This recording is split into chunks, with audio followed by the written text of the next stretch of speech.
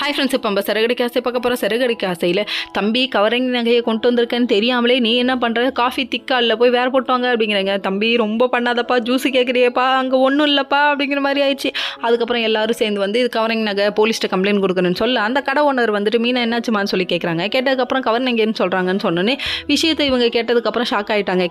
அப்புறம் தான் சொல்கிறாங்க, எப்படி மாறி இருக்கும் நீங்கள் போய் பார்த்துக்கோங்க, ஆனால் இவங்க நல்லவங்க, இவங்க தப்பு பண்ண மாட்டாங்கன்னு மீனா மேலே சப்போர்ட் பண்ணி அதுக்கப்புறம் போலீஸ்லாம் வேணான்னு சொல்லிட்டு இவங்க அனுப்பிட்டாங்க. வெளியே வந்து என்ன ஆச்சு, எப்படி ஆச்சு, ஒருவேளை மனோஜ் தான் அதை பண்ணியிருப்பானோ அம்மாவுக்கே தெரியாமன்னு சொல்லிட்டு யோசிக்கிறாங்க. ஏமா மனோஜ் பண்ணிட்டான் கரெக்ட், நீ கண்டுபிடிச்சதெல்லாம் உங்கள் அம்மாவுக்கு தெரியாமலாம் பண்ண முடியாதுமா. உங்கள் அம்மா உலக மகா ஃப்ராடுனா அவங்க பையன் மனோஜ் இருக்கு, அதுக்கும் மேலே இவர் வேறு லெவலில் செய்வார் தெரியுமா அப்படிங்கிற மாதிரி தாங்க இருக்குது. இதெல்லாம் ஒரு பக்கம் இருக்கா. நம்ம முத்து வந்து இது கேட்டதுலேருந்து ரொம்ப அப்செட் ஆகிட்டார். வீட்டில் போய் கேட்குறேன்னு சொல்ல, பாட்டிக்கு பிறந்த நாள் நாளைக்கு வராங்க, வேணாம் அப்செட் பண்ணி விட்டுறாதீங்க, வீடு வந்து சந்தோஷமாக இருக்கட்டும், அதுக்கப்புறம் பார்த்துக்கோன்னு சொல்லிட்டாங்க. ஒரு வழியாக மீனா சமாளித்து கொண்டு வந்து வீட்டில் நிற்க வச்சிருக்காங்க. அதுதாம்மா நீ பண்ணுற மிகப்பெரிய தப்பு.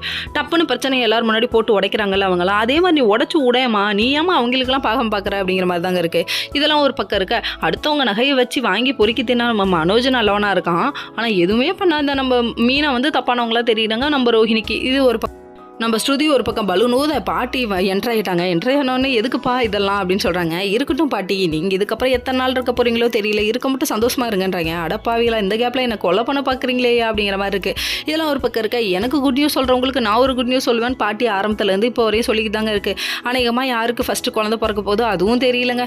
நம்ம மீனாவுக்கு இருந்தால் இன்னும் ஹாப்பியாக இருக்கும். ஓகே ஃப்ரெண்ட்ஸ், நெக்ஸ்ட் வீடியோவில்